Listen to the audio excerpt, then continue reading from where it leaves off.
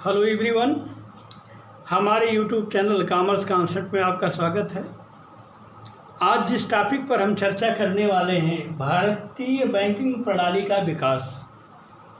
ये BCom third year का एक महत्वपूर्ण पेपर है, कंपल्सरी पेपर है, मनी एंड फाइनेंशियल सिस्टम। तथा बीकॉम थर्ड ईयर का ही एक पेपर है, ऑप्शनल में चलता है, इंडियन बैंकिंग सिस्टम। तो ये दोनों प्रश्न पत्रों में इस टॉपिक से प्रश्न पूछे जाते हैं और अनिवार्य प्रश्न पूछे जाते हैं। तो आज इसी टॉपिक पर हम चर्चा करेंगे। भारत में बैंकिंग प्रणाली का विकास कैसे हुआ, क्रमिक विकास, उसकी विकास यात्रा को हम आपके सामने प्रस्तुत कर रहे हैं। आधुनिक बैंकिंग जो भी आज कुछ हम देख रहे हैं, एक सिस्टमेटिक ढंग से जो देख रहे हैं बैंकिंग प्रणाली, ये पहले नहीं थी। ये यूरोपियों की देन है। यूरोपियों के आने के बाद ये क्रमिक विकास हुआ। लेकिन ऐसा नहीं है कि यूरोपियों के आने के पहले हमारे लेन देन नहीं होते थे, हमारी व्यापारिक गतिविधियां नहीं होती थी। सब कुछ होता था, लेकिन उसका तरीका अलग था, सिस्टम अलग था, एक व्यवस्थित प्रणाली नहीं थी। हमारे यहाँ महाजन और साहूकार ये जनता की ऋण गतिविधियों को पूरा करते थे, उनकी आवश्यकताओं को पूरा करते थे और वही बैंकिंग का काम करते थे। लेकिन यूरोपीय शक्तियों के आने के बाद, चूँकि वो व्यापारिक कार्य के लिए आए थे, उनको अधिक पैसे की आवश्यकता थी और ये हमारी जो देसी बैंकिंग प्रणाली थी जिसमें महाजन और साहूकार काम करते थे, ये उनकी रिक्वायरमेंट को पूरा करने की स्थिति में नहीं थे, क्योंकि उनको बड़े पैमाने पर पैसा चाहिए था व्यापारिक गतिविधियों के लिए। न तो उन्होंने इसको जानने का प्रयास किया यूरोपियों ने, और न तो इससे परिचित थे। वो अपने सिस्टम को लेके आए और इस क्रमिक विकास यात्रा में पहला काम जो यूरोपियों द्वारा किया गया वो अभिकर्ता गृहों की स्थापना, एजेंसी हाउस इन्होंने बनाया और ये इसमें जन निक्षेपों को ये प्राप्त करते थे, उससे व्यापारिक गतिविधियों के लिए ऋण स्वीकृत करते थे। लेकिन ये अभिकर्ता हाउस जो बनाए गए, ये व्यापारिक गतिविधियों के लिए पर्याप्त ऋण की सुविधा नहीं दे पाए और बहुत जल्दी ही ये असफल हो गए। इसी बीच 1770 में बैंक ऑफ हिंदुस्तान कलकत्ता में स्थापित किया गया और ये भी नहीं चल पाया। अगले चरण के रूप में ईस्ट इंडिया कंपनी, जो सबसे बड़ी व्यापारिक कंपनी थी, उसके चार्टर से भारत में 3 प्रेसिडेंसी बैंक स्थापित किए गए। क्योंकि अंग्रेज़ों की मैक्सिमम गतिविधियां जो थी वो बॉम्बे, कलकत्ता और मद्रास में थी और इनकी इस प्रशासनिक एरिया को प्रेसिडेंसी क्षेत्र कहा जाता था। इसलिए यहाँ जो बैंक स्थापित किए गए उनको प्रेसिडेंसी बैंक कहा गया। 1806 में प्रेसिडेंसी बैंक ऑफ कलकत्ता, 1840 में प्रेसिडेंसी बैंक ऑफ बॉम्बे, आज मुंबई कहा जाता है, और 1843 में प्रेसिडेंसी बैंक ऑफ मद्रास। ये 3 बैंक स्थापित किए गए, प्रेसिडेंसी बैंक। और इनको वह काम दिया गया, नोट निर्गमन का जो काम बाद में इंपीरियल बैंक को सौंपा गया, फिर आरबीआई ने शुरू किया, वो सारे कार्य इनको दिए गए करने के लिए। 1921 तक ये प्रेसिडेंसी बैंक सफलतापूर्वक कार्य करते रहे, किंतु 1921 में इन तीनों प्रेसिडेंसी बैंकों का आपस में विलय कर दिया गया और एक नया बैंक स्थापित किया गया जिसका नाम था imperial bank of India. Note निर्गमन का कार्य और भी जो कार्य आरबीआई के थे वो सब काम इसको दिया गया, इंपीरियल बैंक ऑफ इंडिया को। और ये imperial bank of India Bharat सरकार के बैंक के रूप में काम करना शुरू किया। 1 जुलाई 1955 को आज़ादी के बाद इंपीरियल बैंक ऑफ इंडिया का राष्ट्रीयकरण करके इसका नाम बदलकर स्टेट बैंक ऑफ इंडिया कर दिया गया। अगले चरण में हम थोड़ा सा आगे चले गए थे, फिर लौट के आते हैं। तीसरा चरण शुरू होता है 1860 के बाद, जब सीमित दायित्व वाले संयुक्त बैंकों की स्थापना शुरू की गई और बहुत सारे बैंक यहाँ स्थापित हुए, जिसमें था इलाहाबाद बैंक 1865 में आया, अवध कॉमर्शियल बैंक 1881 में आया। ये पहला बैंक था, स्वामित्व तो यूरोपियों का था, लेकिन प्रबंधन में भारतीयों को पहली बार सम्मिलित किया गया। अगला बैंक 1895 में पीएनबी, जो आप देख रहे हैं, पीएनबी था। इसमें स्वामित्व तो यूरोपियों का था, लेकिन प्रबंधन में पूरा प्रबंधन भारतीयों को सौंपा गया। पहला बैंक ऐसा था जहां पूरा प्रबंधन दिया गया। 1911 में सेंट्रल बैंक ऑफ इंडिया की स्थापना की गई। ये पूर्णतः भारतीय स्वामित्व का ऐसा बैंक था जिसमें स्वामित्व और प्रबंधन पूर्णतः भारतीयों का था। फिरोज शाह मेहता इसके पहले चेयरपर्सन थे। पोच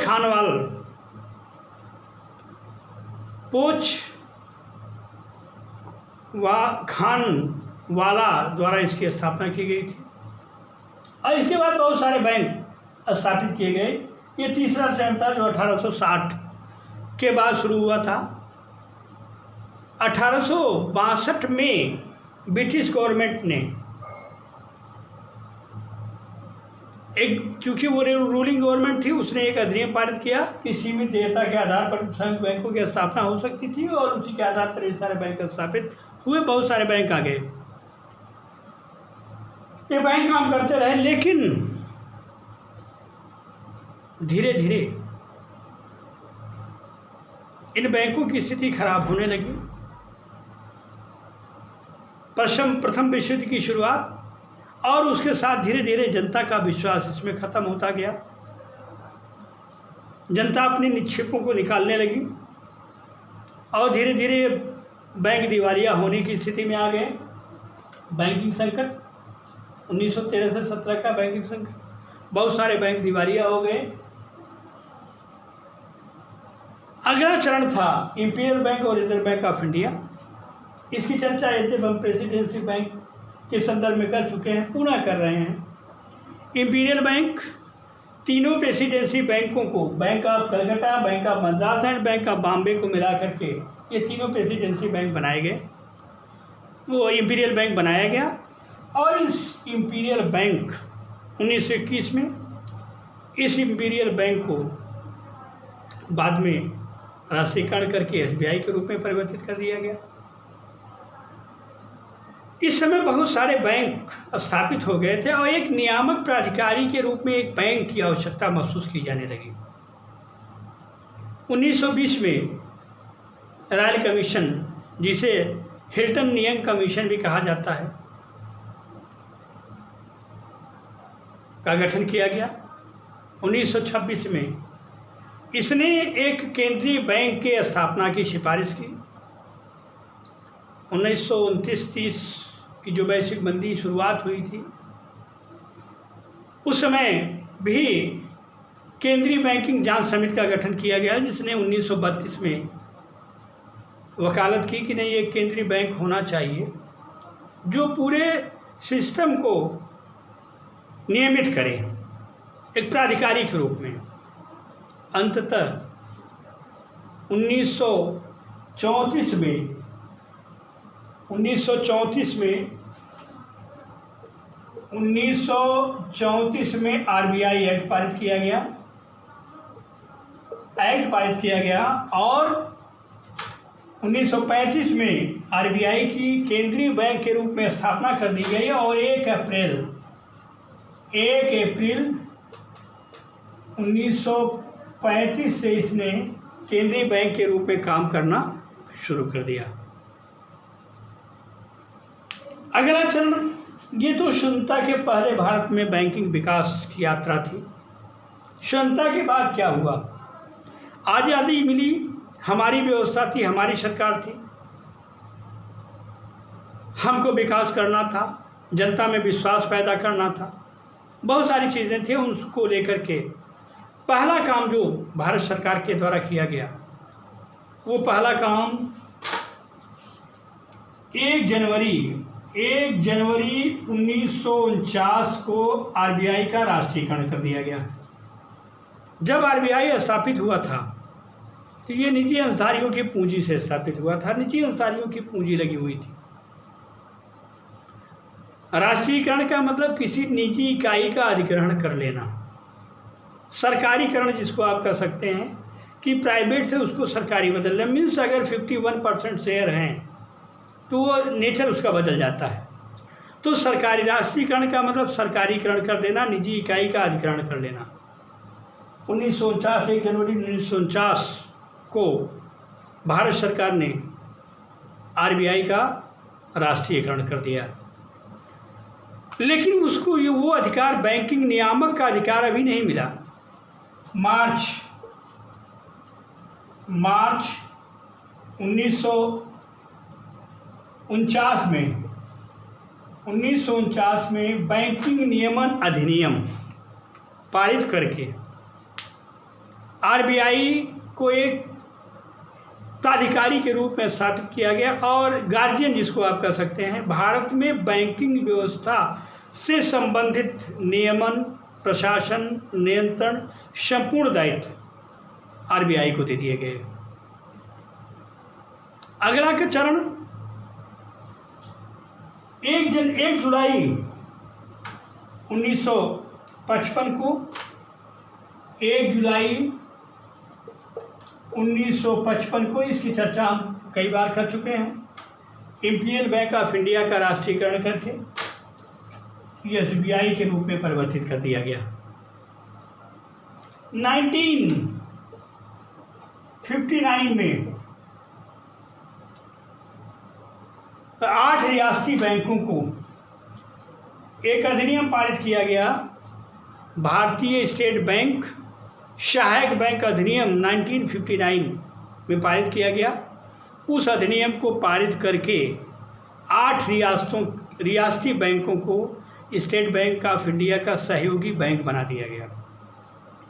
1962 में 1962 में स्टेट बैंक ऑफ बीकानेर और स्टेट बैंक ऑफ जयपुर का विलय कर दिया गया और अब इनकी सहायक स्टेट बैंक के सहायक बैंकों की संख्या 7 रह गई।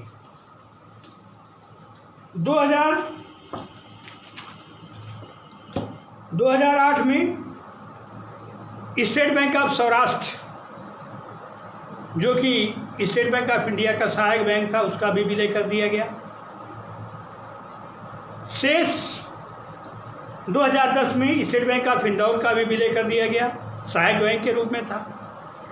2017 में शेष बचे 5 जो स्टेट बैंक के सहायक बैंक थे, state bank of Patiala, state bank of Hyderabad, state bank of Mysore और state bank of Travancore, state bank of Bikaner Jaipur, इन सबको सहायक बैंकों के का जो दर्जा था वो ख़त्म करके एसबीआई में विलय कर दिया गया। अगला चरण था 1969 में 14 ऐसे वाणिज्यिक बैंकों का राष्ट्रीयकरण किया गया जिनकी जमा पूंजी 50 करोड़ से अधिक थी। उनका राष्ट्रीयकरण कर दिया गया। इंदिरा सरकार थी, इंदिरा जी थी उसमें प्रधानमंत्री। और अगला चरण 1980 में 6 बड़े बैंकों का जिनकी जमा पूंजी 200 करोड़ या उससे अधिक थी, उनका राष्ट्रीयकरण कर दिया गया। कुल संख्या हो गई 20।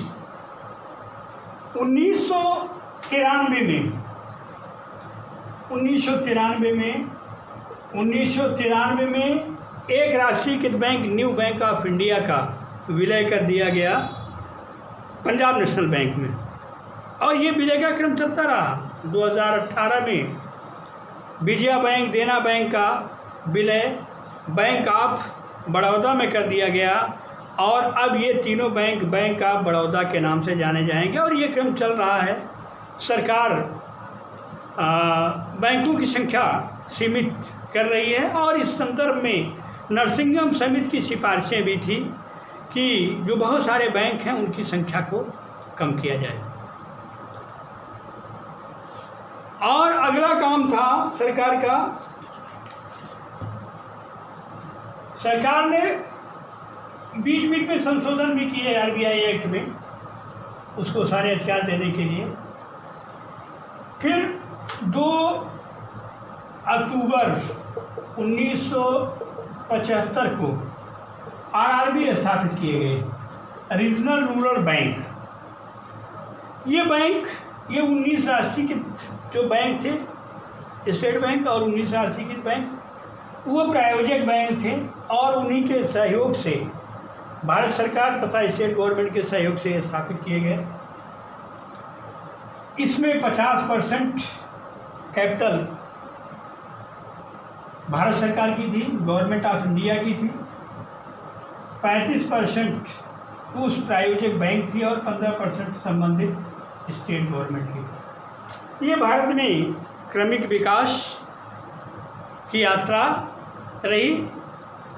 और आज हाँ, एक चीज़ भूल गए, राष्ट्रीयकरण जो किया गया, राष्ट्रीयकरण के पीछे मुख्य भावना ये थी कि जनता का जो पैसा है, जो लोग अपने घरों में गुल्लक में रख रहे हैं, कहीं और छिपा करके रख रहे हैं, वो अनयूटिलाइज्ड है, बेकार पड़ा हुआ है और न तो वो विकास कार्य में कहीं उपयोग हो पा रहा है और न तो उस पैसे पर उनको कोई रिटर्न मिल रहा है। तो उस पैसे को, राष्ट्रीयकरण के पीछे ये था कि एक विश्वास की भावना जनता में पैदा की जाए और लोग उस अपने छोटी छोटी बचतों को, जो 10, 20, 50, 100 की छोटी छोटी बचतें हैं, वो बैंकों में जमा करें। और बैंकों में जमा करेंगे तो एक पूल मिल जाएगा बैंकों को और उसका प्रयोग देश की आर्थिक गतिविधियों के विकास में प्रयोग होगा और उनको भी कुछ रिटर्न मिलेगा, ब्याज मिलेगा, उनको भी मतलब अब प्रेरणा उनको मिलेगी कि नहीं, अब हमको 100 रुपये पे अगर 6 रुपये मिल रहा है तो 1000 रुपये जमा करेंगे तो कितना मिलेगा, 1 लाख जमा करें तो धीरे धीरे प्रेरणा मिलेगी और वो धन, संचित धन था, वो मोबिलाइज्ड हो जाएगा। आर्थिक गतिविधियों में मुख्य उद्देश्य था। और हर व्यक्ति की बैंक तक पहुँच सुनिश्चित की जाए, उनको बैंकिंग गतिविधियों की जानकारी दी जाए कि क्या क्या हो सकता है, क्या क्या मिल सकता है। हर व्यक्ति को स्वावलंबी बनाना, हर व्यक्ति को स्वावलंबी बनाया जाए और हर व्यक्ति स्वावलंबी होगा तो देश अपने आप स्वावलंबी हो जाएगा। ये पूरा बैंकिंग की विकास यात्रा है। अगले टॉपिक में कुछ और लेके आएंगे इसके क्लासिफिकेशन को लेकर के। कहीं कोई दिक्कत हो प्रश्न टॉपिक में, जो भी अभी चर्चा हुई, आप प्रश्न करिए। चैनल को सब्सक्राइब करिए, लाइक करिए, शेयर करिए। कमेंट बॉक्स में जा कर के कहीं भी आपको कोई दिक्कत होती है तो आप अवश्य प्रश्न पूछ सकते हैं। धन्यवाद।